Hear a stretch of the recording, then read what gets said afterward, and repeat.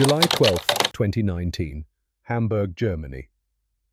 The trunk sat in the corner of the archive room, brown leather cracked with age, brass latches green with oxidation. The archivist's hands trembled slightly as she worked the lock. Inside, beneath a layer of moth-eaten wool, she found them. 47 letters, yellowed envelopes tied with string. Most addressed to a girl who died in 1944, 17 addressed to a woman who died 7 weeks ago. And beneath the letters a photograph. 2 women in nurse uniforms standing shoulder to shoulder, one blonde, one black, both smiling just slightly. The date on the back read, January 1944. The archivist lifted the first letter. The handwriting was neat, careful, the German script faded but legible. It began, "Dear Helga, today I ate bacon while you starve. I am ashamed to be alive." She read for 3 hours without stopping. When she finished, she sat in silence, the letters spread across the table like evidence at a trial. Then she reached for her phone. There were people who needed to know this story. People in Philadelphia. People who had been searching for answers about a nurse named Leona Blackwell, who died in June of 1999 and never spoke about the war.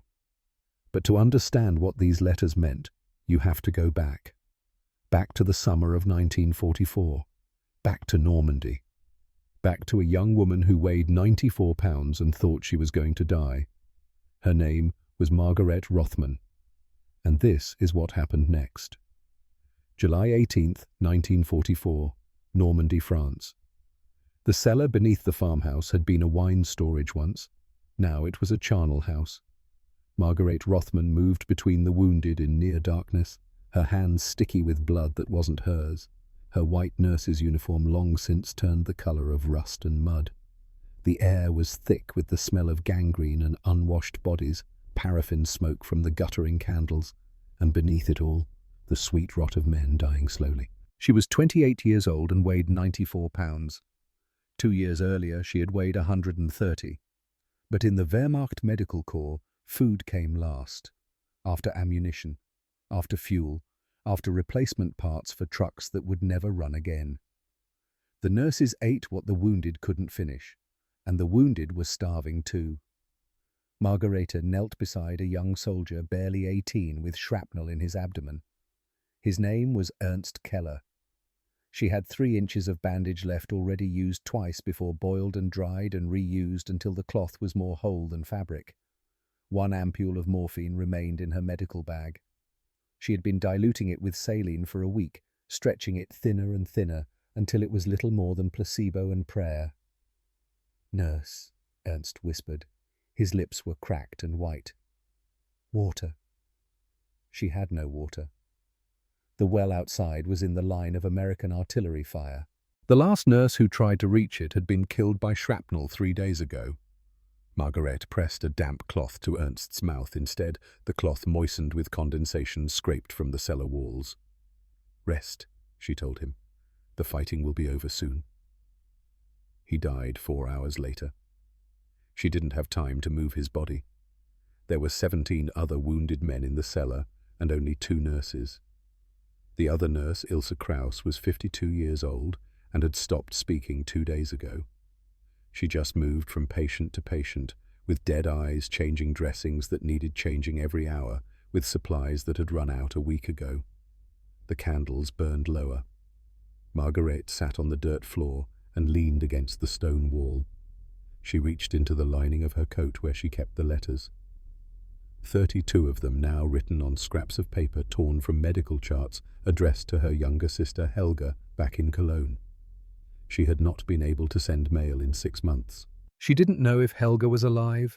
She didn't know if Cologne still existed. But she wrote anyway every night by candlelight because the act of writing kept her human. Tonight she wrote, "Dear Helga, we have no morphine left. We have no clean water. I lost 3 men today. I will lose more tomorrow. If I die here, know that I thought of you at the end. Know that I tried." She folded the letter and tucked it into the lining with the others. Then she closed her eyes and waited for morning or for a shell to collapse the ceiling, whichever came first. July 19th, 1944. Dawn. The shelling stopped at 4 a.m. The silence that followed was worse than the noise. Margaret woke with a jolt, disoriented her back against cold stone. For a moment she thought she was dead. Then she heard boots on the floor above. Heavy boots. American boots. Ilse grabbed her arm. "They're here!" Margareta stood on shaking legs. She expected shouting. Gunfire. The crash of rifle butts against the cellar door. Instead, she heard voices speaking English, calm and measured, and then the door swung open and daylight poured down the stairs like a flood. She raised her hand to shield her eyes. A figure descended the stairs, an American soldier rifle slung across his back, flashlight in hand. He swept the beam across the cellar, across the rows of wounded Germans lying on filthy straw, across the two nurses standing in their blood-stiff uniforms. "Jesus Christ," he said quietly. Two more soldiers came down. One of them, an officer, surveyed the scene and spoke into a radio. "We need medics, now. At least 20 wounded. Conditions are—" He paused. "Conditions are bad." Margaret waited for the order, hands up, against the wall. She braced for it. Instead, the officer looked at her and said in careful, accented German, "You are a nurse." She nodded. "Can you walk?" She nodded again. "Then come with me." "We're taking you to the field hospital." She expected a truck bed, chains, guards with bayonets. Instead, they led her and Ilse up the stairs and into sunlight so bright it hurt. A jeep waited outside. A medic offered her his canteen, real water, clean and cold. She drank and nearly vomited from the shock of it. The drive took 15 minutes. Margaret sat in the back of the jeep, hands in her lap, waiting for the cruelty to begin. It didn't. The American soldiers didn't speak to her, but they didn't strike her either. They just drove through the shattered French countryside, past burned-out tanks and cratered roads, until they reached a cluster of large tents marked with red crosses. The jeep stopped. The medic helped her down. "This way," he said. And then she stepped through the tent flap, and her understanding of the world shattered. The first thing that hit her was the light. Electric light. Bright white bulbs hanging from the tent ceiling, powered by generators humming somewhere outside. Not candles, not paraffin lamps guttering in the dark. Electric light, steady and unwavering, casting no shadows. The second thing was the smell. Not rot, not gangrene. Disinfectant. Sharp and chemical, the scent of iodine and carbolic acid, and something else, something astringent and clean that she didn't recognize. The air smelled like a hospital was supposed to smell before the war taught her that hospitals smelled like death. The third thing was the sound. Machinery. The hiss of oxygen tanks. The rhythmic beep of monitoring equipment. The low hum of a refrigerator in the corner, its door standing open, revealing rows of glass bottles filled with clear plasma. She stared at the refrigerator. She had never seen one in a field hospital. She had never imagined such a thing was possible. A nurse approached her. American female, blonde hair tucked under a clean white cap. Her uniform was spotless. Actually spotless, not just rinsed and reworn, but factory fresh and crisp with starch. "You're one of the German nurses?" the woman asked in English. Margaret nodded. The American nurse switched to halting German. "Come, sit. You will be examined." Examined. Not interrogated, not punished. Examined. They led her to a cot with clean white sheets. Real sheets, not straw and burlap, but woven cotton that felt soft against her skin when she sat down. A doctor approached an older man with greying hair and kind eyes. He wore a stethoscope around his neck and carried a clipboard. "I'm going to check your vitals," he said in German. "Is that all right?" She nodded, too stunned to speak. He listened to her heart, her lungs. He looked at her eyes, her tongue, the sores at the corners of her mouth from vitamin deficiency.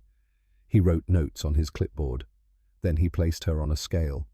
94 pounds. He frowned. "How long since you've eaten a full meal?" She couldn't remember. Weeks, months. Time had stopped meaning anything in the cellar. "We'll get you fed," he said, "but slowly. Your stomach won't handle much at first. Fed. The word felt foreign. They brought her to a mess tent. Long tables, metal trays, American soldiers sitting and eating and talking in normal voices, as if the war were 1,000 miles away instead of 5. An orderly handed Margaret a tray. On it scrambled eggs, still steaming. 6 strips of bacon glistening with fat. 2 slices of white bread so soft they seemed to glow. A cup of coffee black with small paper packets of sugar and cream on the side. Margaret sat down at the end of a table alone. She stared at the food. She could not process what she was seeing. In the Wehrmacht, officers got eggs once a week if supplies allowed. Enlisted men got black bread and ersatz coffee made from acorns. Nurses got whatever the wounded left behind.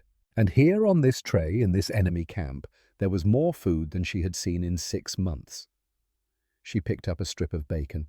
It was still warm. Grease coated her fingers, slick and real. She brought it to her mouth and bit down. The world stopped. Salt hit first bright and sharp, waking taste buds that had gone numb from months of hunger. Then the fat, rich and coating spreading across her tongue like warm silk. The edges were crispy, shattering between her teeth, but the center was tender, almost sweet, with a smokiness that tasted like summer and wood fires and a life she could barely remember. She chewed slowly, and the meat dissolved into pure flavor, coating her throat as she swallowed. For 5 seconds there was no war. No dead men in a cellar, no sister starving in Cologne. There was only this, the taste of bacon, and the overwhelming, impossible fact of it. She ate the 2nd strip, then the 3rd. Her hands shook. She couldn't stop. She ate all 6 strips without pausing. Grease running down her chin, her empty stomach cramping in protest, but her mouth refusing to stop. She tore into the eggs, the bread shoveled it down with shaking hands. She drank the coffee with sugar and cream, sweet and hot, and tasting like something out of a dream. And then she ran. Outside the tent behind a stack of crates, she fell to her knees and vomited everything. Her stomach, shrunken and weak, rejected the sudden richness. She heaved until there was nothing left, tears streaming down her face, not from pain, but from shame. An American medic found her there. He didn't laugh. He just handed her a canteen of water and said, "It happens. Your stomach needs time. Tomorrow you'll eat slower." She rinsed her mouth and sat back against the crates, breathing hard. The medic walked away, and Margareta sat alone in the dirt and thought Helga eats turnip soup.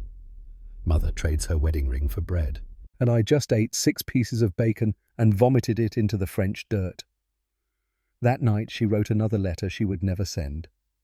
Dear Helga, today, the enemy fed me like a guest. I have never felt more ashamed. July 20th, 1944. They kept her in the field hospital for 2 days. Not as a prisoner in chains, but as a patient under observation.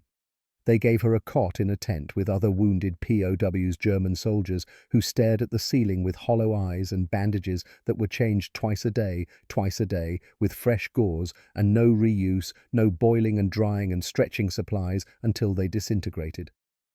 Margaret watched the American nurses work. They moved with brisk efficiency, but not cruelty.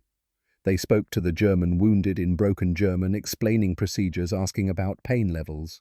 They administered morphine without hesitation, real morphine, not diluted saline, drawing it from ampules that seemed endless. They hung plasma bags on IV stands and let them drip clear and cold into the veins of men who would have died from shock in any Wehrmacht hospital.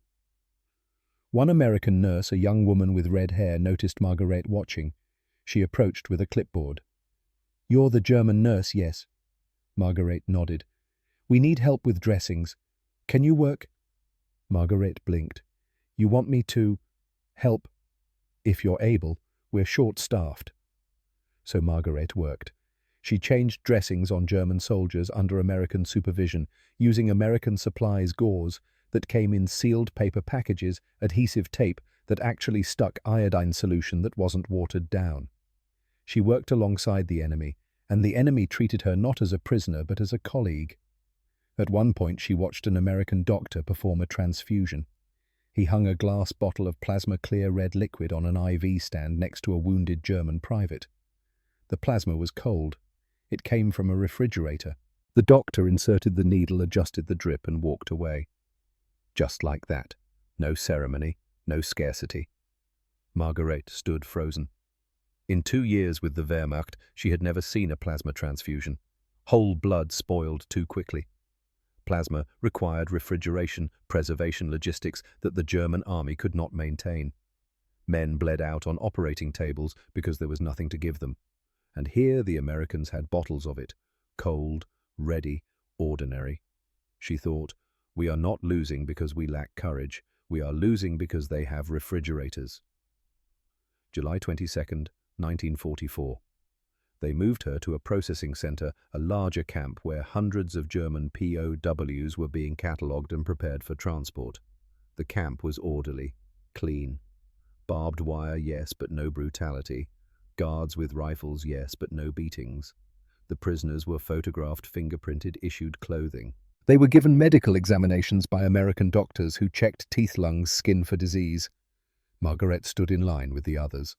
When her turn came, an American dentist examined her mouth and frowned. "You're missing 2 molars," he said in German. "Malnutrition. We'll get you on vitamin supplements." He wrote notes on a chart. Then he handed her a toothbrush and a small tube of toothpaste. Real toothpaste, not salt and charcoal powder. She held it like a jewel. That evening they served dinner in a mess hall. Stew with actual meat, potatoes, bread, canned fruit, coffee. Margaret ate slowly this time, forcing herself to chew to let her stomach adjust. Around her, German soldiers ate in stunned silence. Some wept. One man, a sergeant with a bandaged arm, stared at his plate and said to no one in particular, "My wife has not seen meat in 2 years." Margaret said nothing. She just ate and felt the weight of every bite. July 25th, 1944. They told her she was being shipped to England first, then to America. Margaret didn't believe it. America seemed like a myth, a place in movies and propaganda posters, but they loaded her onto a truck with 50 other prisoners, and the truck drove to a port, and the port was filled with ships. Liberty ships. Hundreds of them. Grey hulls stretching to the horizon, each one capable of carrying thousands of tons of cargo or troops, or in this case, prisoners of war. Margaret climbed the gangplank with her small bundle of belongings, the letters sewn into her coat, lining a toothbrush, a tin cup. She expected to be herded into a dark hold, packed like cargo. Instead, they led her to a converted troop compartment, bunks with mattresses. Thin military-issue mattresses, but mattresses nonetheless. Electric lights overhead, a porthole window, and down the corridor a sign in German and English, "Infirmary." The ship was a floating hospital. Margaret found her bunk and sat down. Around her, other prisoners whispered in disbelief. One woman, a nurse like her, said, "They treat us better than our own army ever did." Margareta didn't answer. She just lay back on the mattress and stared at the ceiling and wondered what kind of country could afford to turn cargo ships into hospitals for their enemies. The voyage took 11 days. Margareta spent most of it in a kind of daze. The ship's routine was incomprehensible to her. 3 meals a day served on schedule. Hot meals. The mess hall served stew, canned vegetables, bread, coffee. Real coffee, not ersatz. The first time Margaret tasted it, she thought she might cry. On the 3rd day, a German soldier collapsed from malnutrition. The ship's medics responded within minutes. They carried him to the infirmary, started an IV administered glucose. Margaret watched from the doorway.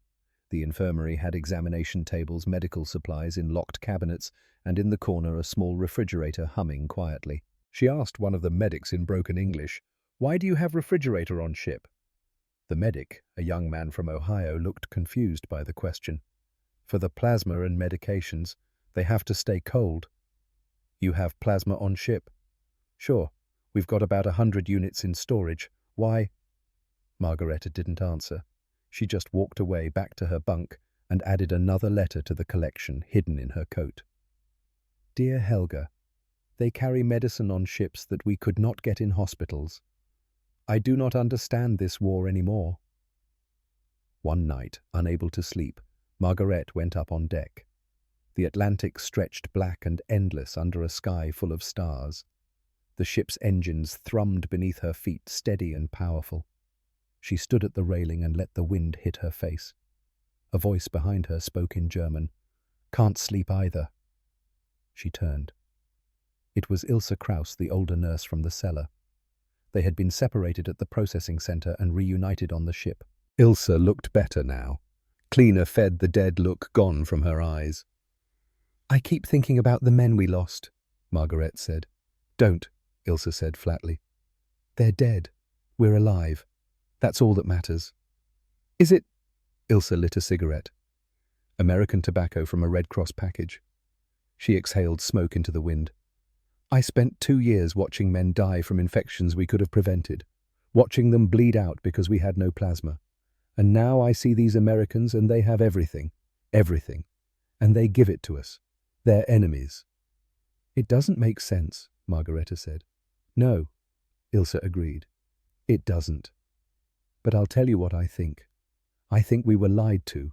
About everything. About who we were fighting. About why. About what winning even meant." Margareta said nothing. But she thought about the bacon, the plasma, the refrigerators, the clean bandages, the American medics who treated German wounded with the same care they gave their own. She thought, we were told they were barbarians, that they would torture us, starve us, but they feed us, they heal us. What does that mean? She didn't have an answer, so she just stood at the railing and watched the dark water pass beneath the ship and wondered what America would look like when they arrived. August 5th, 1944, Norfolk, Virginia. The ship docked at dawn. Margaret stood on deck with the other prisoners watching the American coastline materialize out of the morning haze. She had expected factories, smokestacks, signs of a nation at war. Instead, she saw a city that looked almost untouched. Buildings stood intact. Lights glowed in windows. Cranes moved along the docks, lifting cargo with mechanical precision. They disembarked in lines, guards watching but not shouting. On the dock, Red Cross workers handed out packets, soap, toothpaste, cigarettes, a chocolate bar. Margaret held the chocolate and stared at it. She hadn't seen chocolate in 3 years. Buses waited to take them inland. Margareta climbed aboard and found a seat by the window. As the bus pulled away from the dock, she watched America slide past. Houses with lawns, cars on streets, people walking dogs, children playing in a park, no bomb craters, no rubble, no starvation. The bus drove for 3 hours through Virginia countryside that looked like something from a painting. Green fields, red barns, cows grazing. And then they arrived at the camp. Camp Lee, Virginia. A sprawling complex of barracks surrounded by fences, guard towers at the corners, but inside the wire order. Rows of buildings freshly painted, gravel paths raked clean, an American flag snapping in the breeze. They were processed again. More photographs, more fingerprints, more medical checks. And then they were assigned barracks, women separated from men, nurses given their own quarters. Margaret found her bunk a metal frame with a real mattress and 2 wool blankets. A footlocker sat at the end of the bed. On it, a folded set of clothing, prison-issue trousers and shirt, plain but clean. She sat on the bunk and felt the mattress give slightly beneath her weight. Springs creaked. The sound was almost comforting. An announcement crackled over a loudspeaker in German. "Dinner will be served at 1800 hours in the mess hall. All prisoners are required to attend." Dinner. At 6 o'clock. On schedule. Like this was a boarding school and not a prison camp. Margaret lay back on the bunk and closed her eyes. Somewhere in Cologne, if Cologne still existed, Helga was eating whatever could be found. Turnip soup, maybe. Bread made with sawdust. And here Margaret would eat dinner at 6 o'clock in a mess hall served on a tray with guards who didn't beat her. She reached into her coat lining and pulled out the packet of letters. 38 now.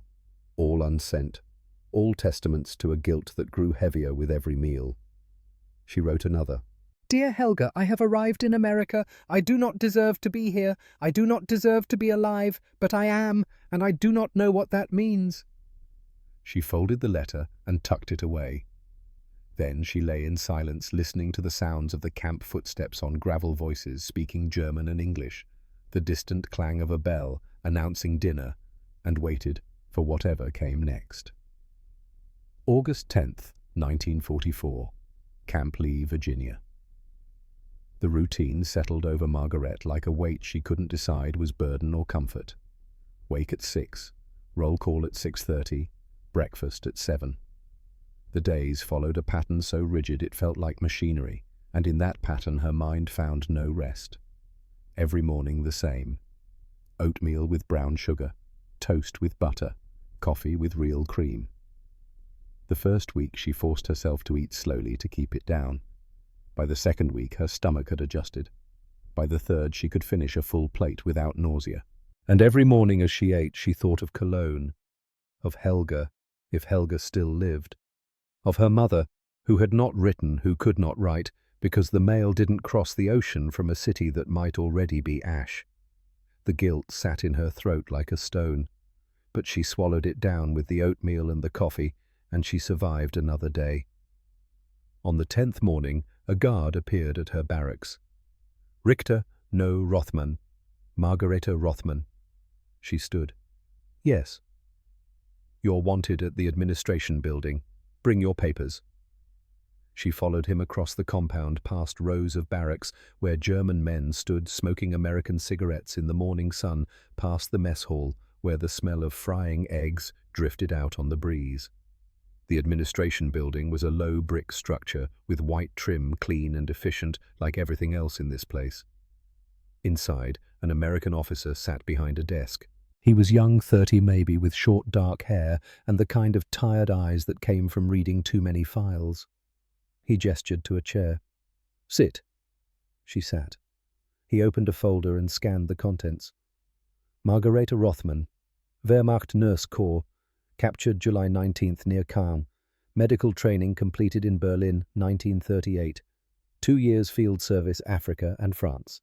Is that correct? Yes. You speak English? A little. He switched to German. His accent was good educated.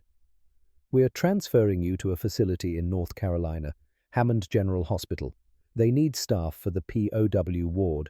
You'll be working under American supervision, assisting with German patients. Are you willing? She blinked. You're asking if I'm willing. The Geneva Convention requires your consent for work assignments. Geneva Convention. She had heard the phrase before in training, but never thought it applied to her.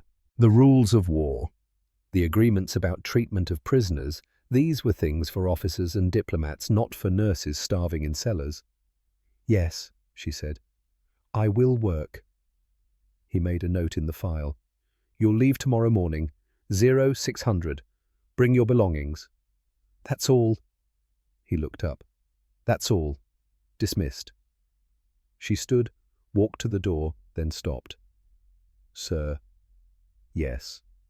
Why do you ask permission? I'm a prisoner. He studied her for a moment. Because the rules say we ask, and we follow the rules. She left the building and walked back to her barracks in a kind of fog. They follow the rules, even for enemies, even for people they could hate. They follow the rules.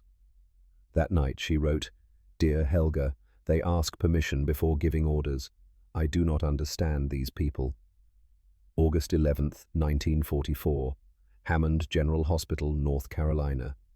The hospital rose out of the pine forest like a small city. 3 stories of red brick, white-trimmed windows, wings spreading out in neat symmetry. Margaret stepped off the transport truck and stared. She had seen hospitals before, university hospitals in Berlin, field hospitals cobbled together from tents and farmhouses. But this was different. This was scale. This was permanence. A woman in a crisp white uniform waited at the entrance. She was tall, maybe 30, with light brown skin and dark eyes that assessed Margaret with the calm precision of someone used to measuring worth at a glance. Her name tag read Lieutenant L. Blackwell, R.N. You're Rothman. Her German was limited but clear. Yes. Come with me. Margaret followed her through double doors into a hallway that smelled of floor wax and antiseptic. The floors gleamed. The walls were painted a soft cream color, not the institutional grey she expected. Sunlight poured through tall windows. Nurses moved past in pressed uniforms, their shoes making soft clicks on the polished tile. Lieutenant Blackwell led her to a small office and closed the door. She gestured to a chair. Margaret sat. "I'm the charge nurse for Ward C," Blackwell said, switching to English, now speaking slowly. "That's the POW ward. 30 beds, all German. You'll work under my supervision. You follow my orders. You don't make decisions without asking. Understood?" Margaret nodded. "Do you understand English when I speak like this?" "Yes, some." "Good. We'll teach you more as we go." Blackwell pulled a clipboard from a drawer and scanned it. "Your record says you have 2 years field experience. What procedures have you done? Dressings, wound care, injections, assisting surgery. Plasma transfusions?" "No, we did not have plasma." Blackwell's eyebrow raised slightly. "No plasma at all?" "No." "What about whole blood?" "Sometimes. It spoiled quickly. We could not refrigerate." Blackwell set down the clipboard. For a moment something passed across her face, not pity, but a kind of recognition. The look of one professional understanding another's limitations. "All right," she said. "You'll learn plasma here. You'll learn a lot of things here. Can you start now?" "Now?" "The shift started an hour ago. We're short-staffed. If you're able to work, I need you." Margaret stood. "I can work." "Then let's go." Ward C occupied the entire east wing of the second floor. 30 beds in 2 rows, each separated by privacy curtains on ceiling tracks. The beds were real hospital beds, metal frames with adjustable heights, white linens changed daily. Beside each bed stood a small table, a chair for visitors, and above each headboard a chart holder with medical records written in neat English script. Margaret walked between the rows and felt something crack inside her chest. These were German soldiers, her countrymen, men who had fought and bled and lost. And they lay in beds with clean sheets in a room with windows that let in sunlight under the care of nurses who moved with unhurried competence. Lieutenant Blackwell stopped beside a bed where a young man lay with his leg in a cast, elevated on a pillow. "This is Private Schneider. Compound fracture left femur. Post-op day 4. He needs his dressing changed and vitals checked. I'll show you once, then you'll do the next 3. She pulled back the sheet. The leg was wrapped in layers of gauze, clean and white. She unwrapped it with smooth, practiced movements, revealing the surgical site beneath a long incision closed with neat sutures, the skin around it pink, but not inflamed. "See here," Blackwell said, pointing. "No signs of infection. Edges are approximating well. We'll clean it with iodine solution, apply fresh gauze and rewrap. Watch." Margaret watched. The iodine came from a glass bottle, brown and astringent. The gauze came from a sealed paper package. Blackwell worked with efficient grace, her hands steady and sure. When she finished, the dressing was secure, professional, perfect. "Your turn," she said, moving to the next bed. Margaret's hands shook slightly as she unwrapped the next patient's dressing. A shrapnel wound to the shoulder, healing cleanly. She cleaned it with iodine, her movements slower than Blackwell's, but careful. She applied fresh gauze, wrapped it, secured it with tape that actually adhered. Blackwell checked her work. "Good. Tighter on the wrap next time, but good. Keep going." Margaret moved to the 3rd bed, then the 4th. With each dressing change, her hands steadied. The movements came back to her muscle memory from 2 years of field work, but now with supplies that didn't run out with light, that didn't flicker with the quiet knowledge that if she made a mistake, there were more supplies to fix it. By the end of the shift, she had changed 12 dressings, checked vitals on 18 patients, and assisted with 1 plasma transfusion. The plasma came from a refrigerator at the end of the ward, glass bottles stored at precise temperatures, each one labeled with type and date. Blackwell had shown her how to hang the bag, how to prime the line, how to monitor the drip rate. "Plasma doesn't clot like whole blood," Blackwell explained. "It stores longer. We can ship it anywhere. It saves lives that would have been lost 5 years ago." Margaret stared at the bottle hanging on its stand, clear liquid flowing through transparent tubing into a German soldier's vein. "How much do you have?" "Enough. We make more every day." Enough. The word felt foreign. August 15th, 1944. The days blurred into routine. Morning shift, 7 to 3.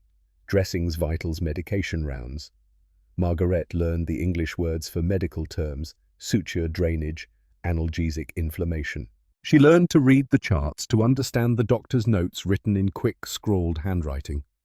She learned to work alongside Lieutenant Blackwell. At first, Margaret couldn't reconcile it. Everything she had been taught, everything drilled into her during training in Berlin, said that people like Blackwell were inferior, lesser. The propaganda had been relentless racial hierarchy charts, lectures on Aryan supremacy, warnings about the degeneracy of other races. And here was Blackwell running a 30-bed ward with absolute authority, giving orders to white doctors who obeyed without question, demonstrating procedures with a precision that made Margaret's own skills look clumsy. On the third day, Blackwell caught her staring. "Is there a problem, Rothman?" Margaret looked away. "No, ma'am. You keep watching me like I'm going to do something wrong. I won't. I've been doing this for 6 years. So either ask your question or stop staring." Margaret hesitated. Then, in halting English, "In Germany we were taught different things. About people like me." "Yes." Blackwell's expression didn't change. "And now you're trying to figure out if what they taught you was true." "Yes." "Here's how you figure it out. Watch me work. Watch how I run this ward. Watch how many men go home alive because of what we do here. Then decide for yourself what's true." She walked away back to her rounds, leaving Margaret standing in the middle of the ward with the weight of a collapsing worldview settling on her shoulders. August 20th, 1944. A new patient arrived. His name was Ernst Keller, the same Ernst who had died in the cellar in Normandy. Except this wasn't him, couldn't be him that Ernst was buried in French soil. But this Ernst was also 20, also a private, also wounded by shrapnel. The name hit Margaret like a fist. She stood frozen beside his bed while Blackwell read the chart. "Abdominal wound penetrating trauma surgery completed yesterday. He's on penicillin 100,000 units every 4 hours. Post-op vitals are stable, but watch for fever." Penicillin. Margaret had heard the word but never seen it used. "What is penicillin?" Blackwell looked up. "You don't know penicillin?" "No." "It's an antibiotic, kills bacteria, stops infections that would have killed a man a year ago. We've got crates of it. Come on, I'll show you." She led Margaret to the supply room, a closet-sized space with floor-to-ceiling shelves stocked with medicines in neat rows. Blackwell pulled down a small glass vial filled with white powder. "This is it. We mix it with sterile water, inject intramuscularly. It works on staph strep gas gangrene. We've been using it for about a year now. It's saved thousands." Margaret held the vial like it was made of diamond. "We had men die from infections, small wounds that turned septic. We had nothing to give them." "I know. We saw it in the field hospitals we captured. That's why you're learning this now." Ernst Keller. This Ernst developed a fever that night. By morning, his temperature had climbed to 102. Margaret was on shift when Blackwell checked him. "Gas gangrene," Blackwell said, reading the signs with grim efficiency. "It's starting in the abdominal wound. We need to increase the penicillin and watch him closely." Margaret's hands went cold. "Gas gangrene. He will die. Not if we stay ahead of it. But gas gangrene can be treated. Watch." Over the next 72 hours, Margaret watched Blackwell and the other nurses fight for Ernst's life with weapons Margaret had never possessed. Penicillin every 3 hours instead of 4. Wound irrigation with sterile saline. IV fluids to prevent shock. The fever climbed to 103, then 104. Ernst drifted in and out of consciousness, his skin pale and clammy. And the nurses didn't give up. They adjusted dosages, monitored vitals, changed dressings every 2 hours. On the 4th day, the fever broke. On the 5th day, Ernst sat up and asked for water. On the 7th day, he walked 10 steps to the bathroom with a nurse's assistance. Margareta stood in the hallway outside his room and felt something break inside her. Not her body, her certainty. The other Ernst in the cellar in Normandy had died from exactly this. Gas gangrene from a shrapnel wound. She had held his hand while he died because there was nothing else she could do. No medicine, no options, just morphine diluted to nothing and prayers that didn't work. And this Ernst lived. She walked to the supply room, closed the door, and sank to the floor. Her breath came in short gasps. She pressed her palms against her eyes and tried not to scream. The door opened. Blackwell stood there looking down at her. "First time seeing it work." Margaret couldn't speak. Blackwell sat down beside her on the floor, her back against the shelves of medicine. "How many did you lose to infections like this?" "I don't know. Dozens. Maybe more. And now you're wondering how many would have lived if you'd had what we have." "Yes. That's a hard question to live with." Margaret looked at her. "How do you live with it?" "By making sure it doesn't happen again. By teaching people like you so that when this war ends, you go home and you know better. You do better." Blackwell stood, brushed off her uniform. "Come on. Shift's not over." Margaret pulled herself up. Her legs felt weak, but she followed Blackwell back to the ward, back to the work, because there was nothing else to do. That night she wrote, "Dear Helga, I watched a man live who should have died. I watched medicine defeat death. We were told we were superior, but we let men die from ignorance while the enemy saved them with science. I do not know who I am anymore."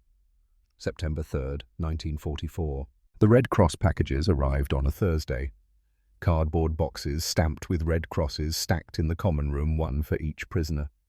Margaret opened hers at her bunk away from the others. Inside 2 Hershey chocolate bars, a tin of condensed milk, a pack of Lucky Strike cigarettes, a bar of ivory soap, and a small New Testament in German. She held the chocolate bar in her hands. The wrapper was brown and silver, printed with clean letters, Hershey's milk chocolate. She hadn't seen chocolate since before the war. Real chocolate, not the ersatz powder mixed with sawdust that they called chocolate in Germany. She broke off a single square. The chocolate was soft from the late summer heat. She put it in her mouth and closed her eyes. Sweetness flooded her senses. Creamy smooth, the sugar dissolving on her tongue in waves. Milk fat coated her mouth, rich and pure. There was vanilla in it, faint but present, and something else, a roundness of flavor that came from cocoa that hadn't been cut with fillers or stretched with substitutes. She chewed slowly, letting it melt. It coated her throat going down, leaving a sweetness that lingered for minutes. She looked at the remaining squares. 15 of them. More chocolate than she'd seen in 3 years. And she thought of Helga. Helga, who hadn't tasted sugar in how long? 2 years. 3. Helga, who wrote in her last letter, the last one that reached Margareta before the mail stopped, that she and Mother were eating bread made from ground acorns and potato peels boiled into soup. Margareta wrapped the chocolate bar back up. She put it in her footlocker. She couldn't eat it. Every square felt like a betrayal. That evening, Blackwell found her sitting outside the barracks, staring at nothing. "You didn't come to dinner." "I'm not hungry." "You need to eat. You're still underweight." "I can't." Blackwell sat down on the steps beside her. For a moment they sat in silence. Then Blackwell said, "You're thinking about someone back home." "My sister. She's 16. She's starving. And I—" Margaret gestured vaguely at the barracks, the camp, the abundance that surrounded them. "I have chocolate. Your guilt doesn't feed her." "I know, but I can't stop feeling it." Blackwell was quiet for a long moment. Then she said, "My brother's in the Pacific, fighting the Japanese. Every day I wonder if he's alive. Every day I eat 3 meals and sleep in a bed and go to work healing people. And I think, what right do I have to this when he's dying in a jungle somewhere?" Margaret looked at her. "How do you bear it?" "By doing the work. By learning everything I can, so that when this is over, I'm better at saving lives. Your sister can't eat the food you refuse. She can't benefit from your guilt. But someday when you go home, you can use what you learn here. You can save lives she would want saved. That's how you honor her, not by starving yourself. Margaret sat with those words. They didn't make the guilt lighter, but they made it bearable. "Come on," Blackwell said, standing. "There's leftover pot roast in the kitchen. I'll make you a plate." September 18th, 1944. The training began informally. Blackwell would demonstrate a procedure starting an IV, debriding a wound, calculating medication dosages, and Margaret would watch. Then Blackwell would hand her the instruments and say, "Your turn." Margaret learned to insert IV catheters on the first try, to feel for the vein beneath the skin and slide the needle in at the correct angle. She learned to pack wounds with gauze soaked in iodine to recognize the signs of compartment syndrome, to differentiate between types of shock. But more than the procedures, she learned the philosophy. Blackwell taught her to see patients not as soldiers or enemies, but as human beings who needed care. She taught her to question, to ask why a certain treatment worked, to understand the science behind the medicine. One afternoon, while changing a dressing on a burn patient, Margaret asked, "Why do you do it this way? In Germany, we covered burns immediately." "Because exposed burns breathe better, less infection. We learned that from watching wounds in North Africa. The desert heat taught us that air circulation matters. Why did you cover them? Because that's what we were taught." "And did you ever ask why?" Margaret paused. "No. That's the difference. You were taught to obey. We're taught to question. Both have their place. But in medicine, questions save lives." October 12th, 1944. The letter came through Red Cross channels, forwarded through Switzerland. Margaret recognized the handwriting on the envelope, her mother's, shaky and thin. She opened it with trembling hands. The letter was short, 3 sentences. "Margaret Helga is gone. Bombing raid March 3rd. I am sorry." The paper slipped from Margaret's fingers. She sat on her bunk, staring at the wall. Helga is gone. March 3rd, 6 months ago. Helga had been dead for 6 months, and Margareta had been eating bacon and chocolate and learning to start IVs, while her sister lay buried in the rubble of Cologne. She didn't cry. The grief was too large for tears. It sat in her chest like a stone cold and impossibly heavy. She reached into her coat lining and pulled out the letters. 43 of them now written to a girl who had been dead since March. She had been writing to a ghost for half a year. She should have burned them, should have thrown them away. But instead she held them in her lap and thought, "These are all I have left of her. These words I wrote, these confessions I made, this guilt I carried. This is her memorial." She added one more letter to the stack. "Dear Helga, you're gone, and I didn't know. I ate chocolate yesterday. I drank coffee this morning. I learned to save a man's life this afternoon. And you were dead the whole time. I'm sorry. I'm sorry I survived. I'm sorry I have food and warmth and safety while you died in the cold and the dark. I'm sorry for everything." She folded it carefully and tucked it with the others. Then she lay back on her bunk and stared at the ceiling until the dinner bell rang. She didn't go to dinner. Blackwell came to find her an hour later. "Rothman, you missed your shift. I can't work today." "Why not?" Margaret handed her the letter. Blackwell read it, her face carefully neutral. Then she handed it back and sat down on the bunk across from Margaret's. "I'm sorry." She was 16. "I know." They sat in silence. Finally, Blackwell said, "Do you want to know what I think?" Margaret nodded. "I think your sister would want you to keep learning, keep working, keep living. Because if you stop, if you give up, then she died for nothing.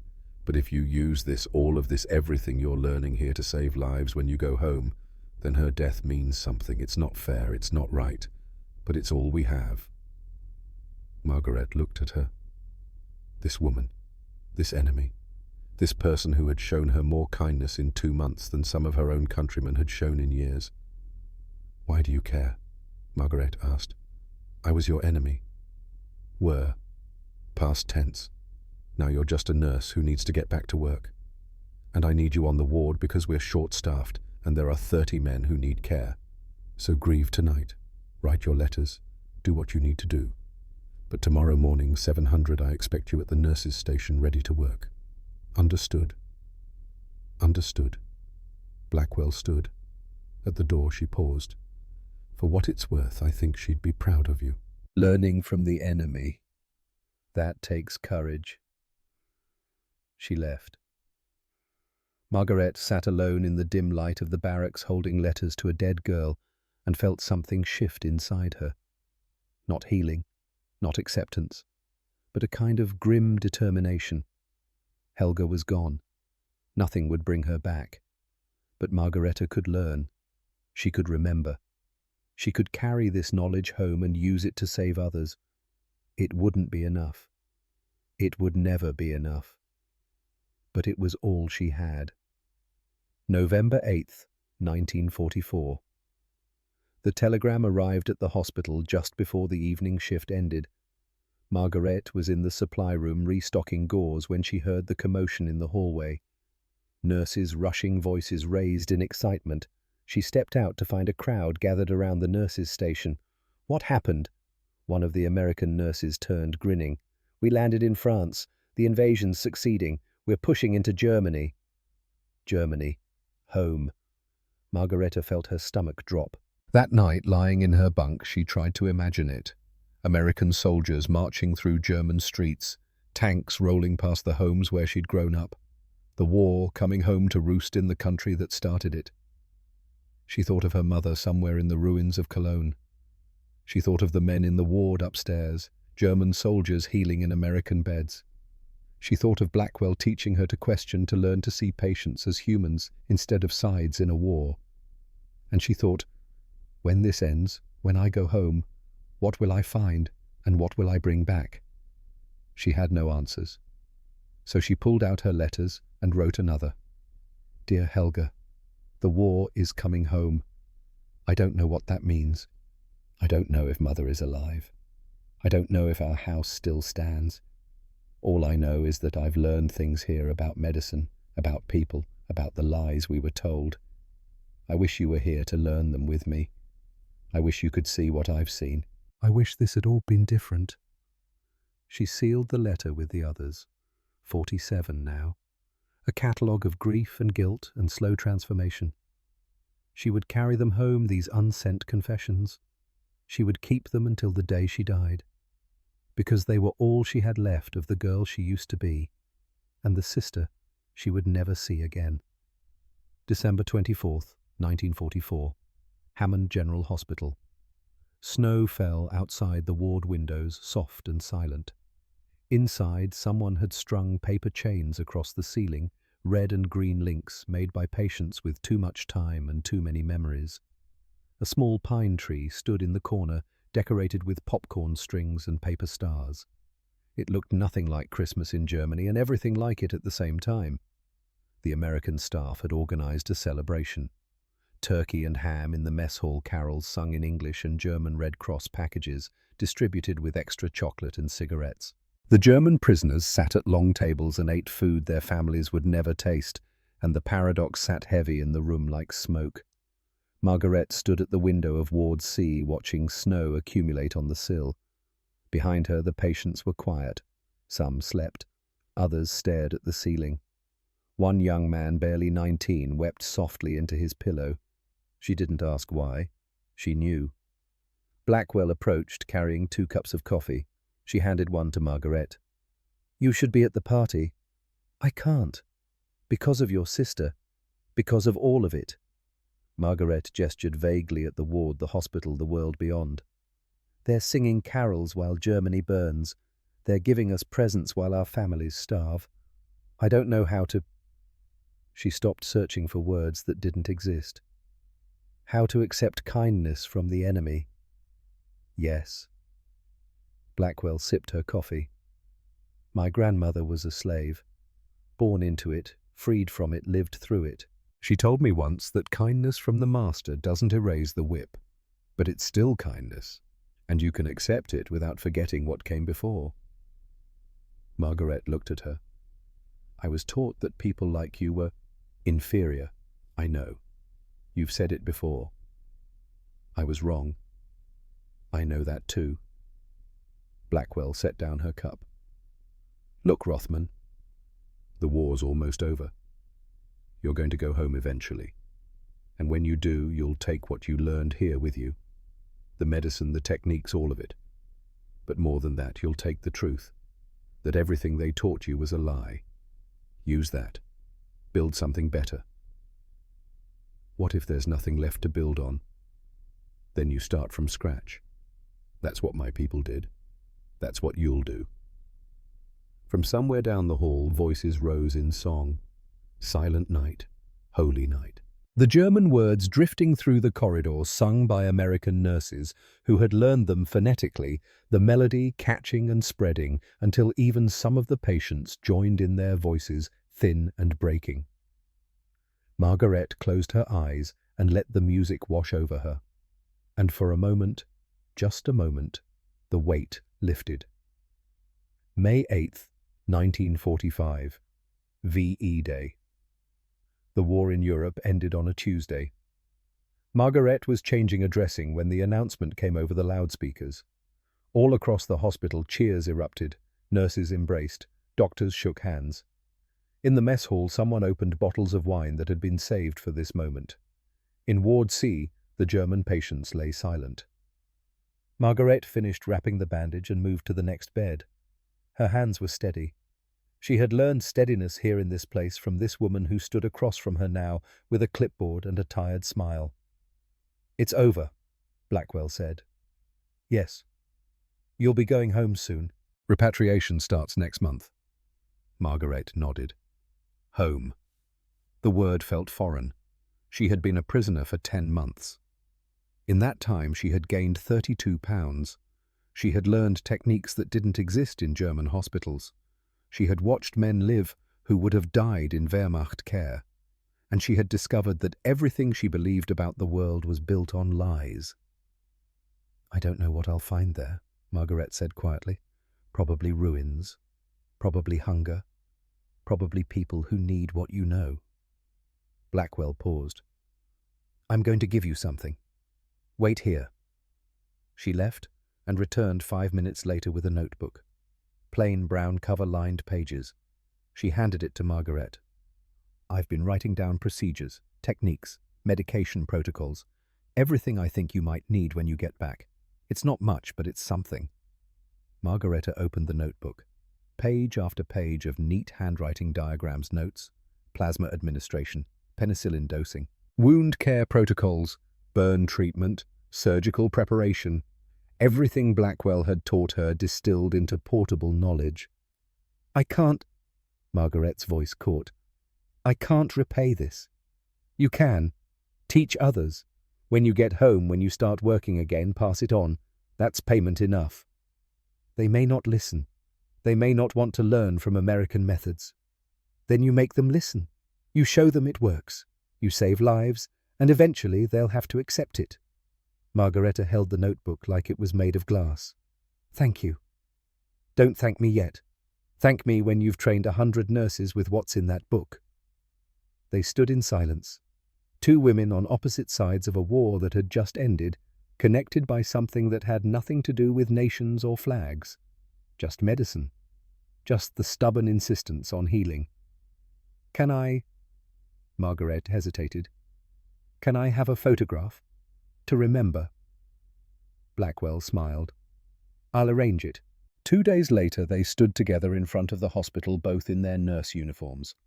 An American officer with a camera positioned them, Margaret on the left, Blackwell on the right, standing close but not touching. The officer counted down. 3, 2, 1. The shutter clicked. Margaret never saw the developed photograph. It went into Blackwell's possession, filed away with other mementos of the war. But she remembered the moment. The way Blackwell stood straight and proud. The way the sunlight caught the white of their uniforms. The way it felt to stand as equals, even for just a second. June 14th, 1945. Bremen, Germany. The ship docked in a port that didn't exist anymore. Bremen had been bombed into skeletal ruins, the harbour reconstructed just enough to receive ships. Margaret descended the gangplank with 200 other repatriated prisoners, carrying everything she owned in a canvas bag. The notebook from Blackwell, the 47 letters to Helga, a bar of soap. The photograph would come later, mailed through Red Cross channels, but it never arrived. Lost somewhere in the chaos of a broken postal system. Germany smelled like ash and standing water. The air was thick with dust from pulverized brick. Margareta stepped onto German soil for the first time in almost a year and felt nothing. No relief, no homecoming, just a vast emptiness. They were processed through a British checkpoint, photographed again, documented, given papers that identified them as repatriated POWs. Then they were released into a country that barely existed. Margareta walked through Bremen's ruins in a daze, buildings reduced to facades with nothing behind them, streets cratered and impassable. People moved like ghosts through the rubble, their faces hollow, their bodies thin. Children begged for food. Old women picked through debris looking for anything salvageable. This was victory, she thought. This is what we won. She caught a train heading south, or what passed for a train, a patched-together collection of cars pulled by a struggling engine. It took 3 days to reach Cologne.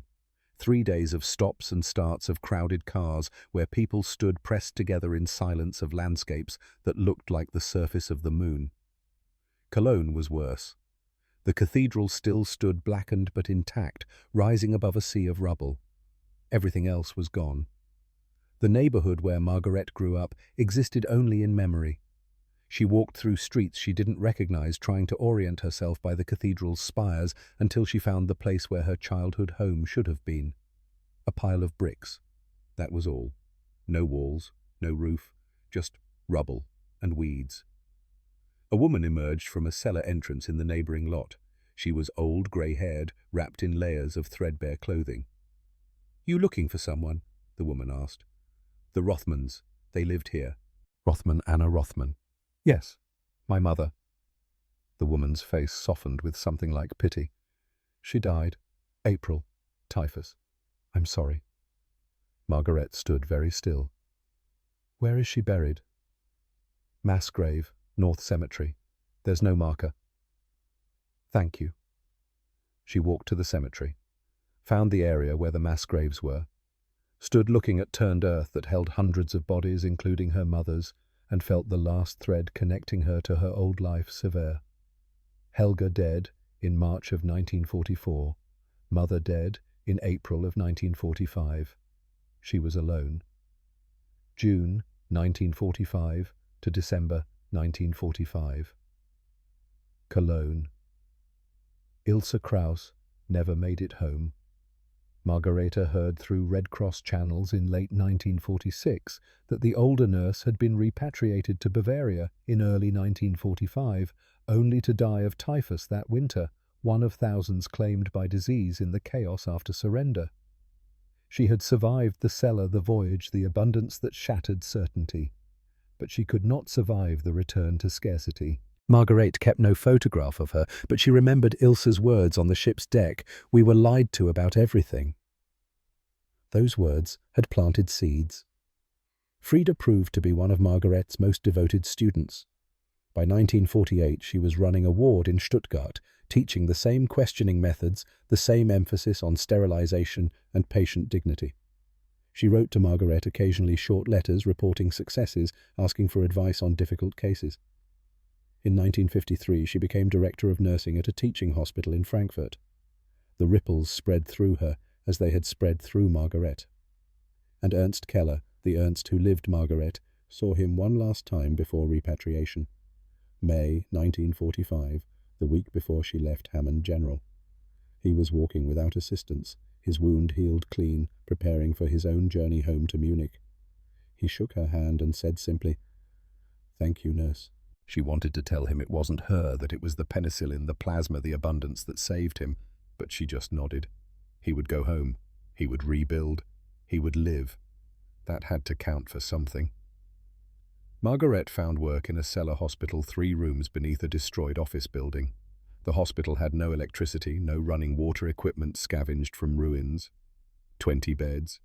2 doctors, both old men who had been pulled out of retirement. 4 nurses, including Margaret. The first day, she watched a young woman die from an infection that penicillin would have cured in 3 days. The doctors had nothing to give her. Just morphine to ease the pain, and not much of that.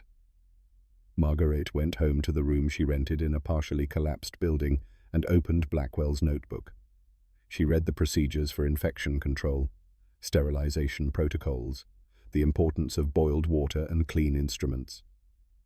The next day, she implemented what she could. She boiled instruments in a salvaged pot over a makeshift stove. She organized the limited supplies they had, creating a triage system that prioritized the most salvageable patients. She taught the other nurses to wash their hands between patients to change dressings with clean technique, even when supplies were scarce. The older doctors resisted at first. "We don't have resources for American methods. We have water, we have fire, we have discipline. That's enough to start." Within 2 weeks, infection rates dropped. Patients who would have died began to survive. Word spread. By December, the hospital had expanded to 6 rooms and 40 beds. Margaret was training 2 new nurses in techniques she'd learned in North Carolina. She taught them from Blackwell's notebook, translating the English notes into German, demonstrating procedures with whatever supplies could be found or improvised. One of the nurses, a girl named Frida, barely 20 years old, asked, "Where did you learn all this?" "In America, as a prisoner." "The Americans taught you?" "Yes. But we were told they were—" "I know what we were told. We were lied to. Now we learn the truth." April 1946. Hamburg. The letter came through Red Cross channels, forwarded multiple times, creased and stained. Margaret opened it in her small room by candlelight and recognized the handwriting immediately. Lieutenant Blackwell. Now just Leona Blackwell, civilian nurse in Philadelphia. Dear Margaret, I hope this letter finds you. I don't know if you're alive or where you are, but I'm sending this through every channel I can find. I wanted you to know that I'm thinking of you, that I hope you're using what we learned together, that I believe you're making a difference wherever you are. The war is over, but the work continues. Heal well, teach well, be well. Your colleague Leona. Margaret read the letter 3 times. Then she sat down and wrote a response, knowing it might never arrive, but needing to write it anyway. Dear Leona, I'm alive. I'm in Hamburg now, teaching at a nursing school that's being rebuilt. I use your notebook every day. I've trained 43 nurses so far with the techniques you taught me. They're saving lives across Germany. You asked me once how many men I lost in the war. I still don't know the number. But I can tell you how many I've helped save since I came home. 237 as of today. That number exists because of you, because you chose to teach instead of hate. Thank you, your student, Margaret. She sent the letter. It never reached Philadelphia, lost in the postal chaos, or misfiled or simply vanished. She would never know. 1950 to 1960. Hamburg. The nursing school grew. By 1950, Margaret was director of training. By 1955, they had graduated 200 students. By 1960, the school was training nurses for hospitals across West Germany, and Margaret's curriculum, based on American methods, scientific inquiry, patient-centered care, had become standard. She taught young women who had been children during the war, girls who had grown up in rubble, who had seen things no child should see. She taught them medicine, but also philosophy. Question authority. Verify your methods. See patients as humans, not statistics. Some asked where she learned these principles. She always answered the same way, from someone who chose to heal instead of hate. She never mentioned Blackwell by name. Post-war Germany was complicated. Admitting she'd learned from a black American nurse might have undermined her authority.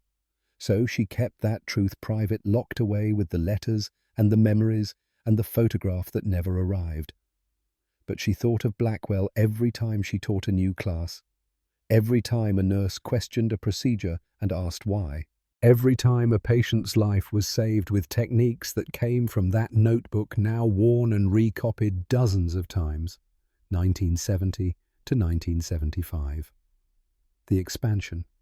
Margaret never married, never had children. The war had taken something from her that couldn't be replaced. She dedicated herself to teaching, to building, to creating a system of nursing education that would prevent the kind of ignorance that had killed so many. By 1970, her students numbered in the thousands. They worked in hospitals across Europe. Some emigrated to America, where they encountered systems and techniques that seemed familiar because Margaret had already taught them. She retired in 1980 at age 64, but continued to lecture occasionally. She published a textbook on nursing practice that became standard in German schools. She received awards and recognition, none of which mentioned the source of her knowledge. In her private moments, she would take out the letters. 47 of them still undelivered after all these years. She would read them and remember. Remember Helga, 16 and dead. Remember her mother buried in an unmarked grave. Remember the bacon that made her vomit. Remember the chocolate she couldn't eat. Remember Blackwell's hands, steady and sure, teaching her to save lives. In 1995, she tried to find Blackwell. Wrote to hospitals in Philadelphia, to nursing organizations, to anyone who might know. She got vague responses. Yes, a nurse named Leona Blackwell had worked at several hospitals. Yes, she had retired. No, they didn't have contact information.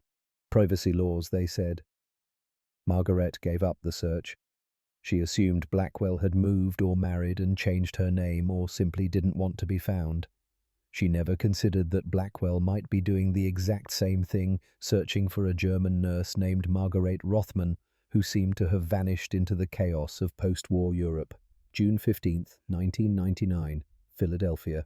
Leona Blackwell died on a Tuesday morning at the age of 81. Heart failure, peaceful in her sleep. Her obituary ran in the Philadelphia Inquirer: veteran WWII, nurse, civil rights advocate, educator, survived by nieces and nephews, worked for 40 years at Jefferson Hospital, beloved by colleagues and students. One paragraph mentioned her war service. Lieutenant Blackwell served in the Army Nurse Corps from 1942 to 1946, working in stateside POW hospitals. She rarely spoke of her experiences. In her apartment, her niece found boxes of papers, medical notes, teaching materials, and in a small wooden box, a photograph. 2 women in nurse uniforms standing side by side. On the back, in faded ink, Margaret Rothman, Hammond General, May 1945. The niece didn't know who Margaret Rothman was. She put the photograph with the other mementos and eventually donated them to a military nursing archive. August 3, 1999, Hamburg. Margareta Rothman died 7 weeks after Leona Blackwell, though neither knew of the other's passing. Pneumonia, age 83, in a hospital where her former students worked. They tried to save her using techniques she had taught them, but some things couldn't be prevented. Her obituary was longer. Nursing educator, rebuilt German medical training after World War II. Trained over 2,000 nurses. Pioneer in patient-centered care and scientific method. Author of standard nursing textbook. Recipient of Federal Cross of Merit. No mention of Hammond General, no mention of captivity, no mention of the American nurse who had changed her life. Her belongings were sent to the nursing school she had founded. Among them, a worn notebook with notes in English and German. 47 letters addressed to a girl named Helga Rothman, all dated between 1943 and 1945. And a request in her will that the letters be preserved but not opened until 20 years after her death. The school's archivist put them in storage and forgot about them. July 12, 2019, Hamburg. 20 years later, an archivist named Petra Klein was cataloguing old donations. She found the trunk with Margaret's belongings and remembered the will's instruction. 20 years had passed. She opened the letters. It took her 3 hours to read them all. When she finished, she sat in stunned silence. Then she began researching. Who was Helga Rothman dead in 1944? Who was the person Margareta kept mentioning in later letters? The teacher, the colleague, the person who had shown her everything. She found references to Hammond General Hospital, to POW wards, to nurse training programs. She contacted American archives. They sent her records, personnel lists, and there, in a list of nurses who had worked Ward C in 1944, she found the name Lieutenant Leona Blackwell. She searched for Blackwell, found an obituary from June 1999, found a military nursing archive in Philadelphia that had received Blackwell's papers, contacted them. They sent her a photograph. Two women in nurse uniforms standing side by side in front of a hospital. On the back, Margaret Rothman Hammond General May 1945. Petra Klein stared at the photograph and realized what she was holding. Two women, enemy and teacher, student and educator. They had met for less than a year. They had never spoken again. They had both died in 1999, 7 weeks apart, never knowing the other was gone.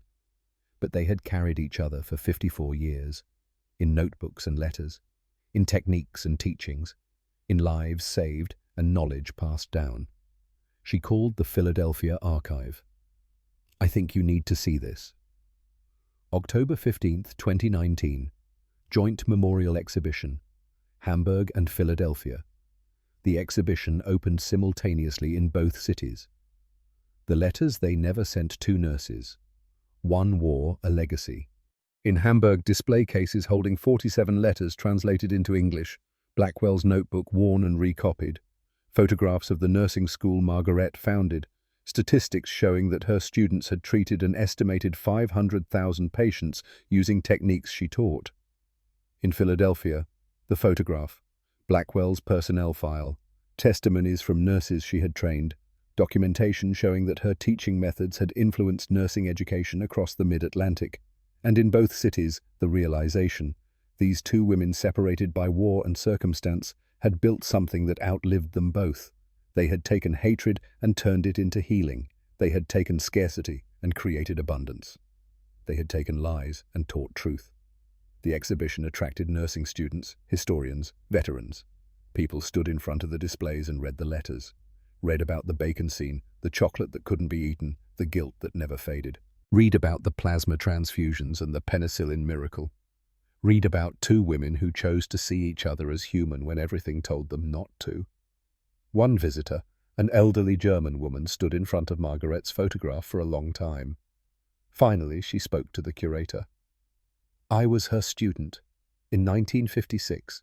She taught me everything I know about nursing, but she never told us she learned it in America. She never told us about the black nurse who trained her. Why do you think that was? Shame, maybe, or fear that we wouldn't listen if we knew. Post-war Germany was complicated, but I wish I had known. I wish I could have thanked her properly. Thank her how? By telling her that what she learned from Lieutenant Blackwell about questioning, about seeing patients as humans, about choosing healing over hate, I passed that on to my students, and they passed it on to theirs. The legacy didn't stop with her. It kept going.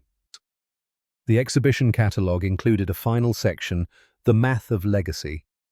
Margaret Rothman trained 2,247 nurses directly between 1946 and 1980. Those nurses trained an estimated 18,000 more. Those 18,000 trained approximately 150,000 more. If each nurse treated an average of 20 patients per month over a 30-year career, the total number of lives touched by what Leona Blackwell taught Margaret Rothman exceeded 100 million. 100 million moments of care. 100 million instances where a patient was treated with dignity. 100 million times when someone chose healing over hatred. All because two women stood together for less than a year and chose to see past everything that divided them. The exhibition's final display was the photograph.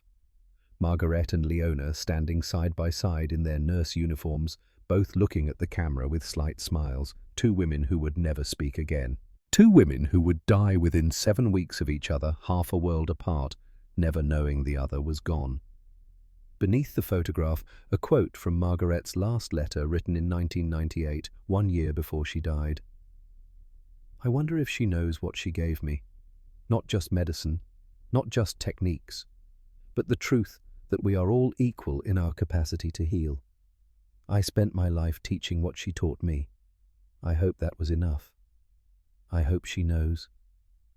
And beneath that, from Blackwell's journal found in the Philadelphia archive dated 1997. "I wonder if the German nurse I trained survived the war, if she went home and used what I taught her, if she remembered that we are all human regardless of what our countries do to each other. I hope so. I hope I made a difference."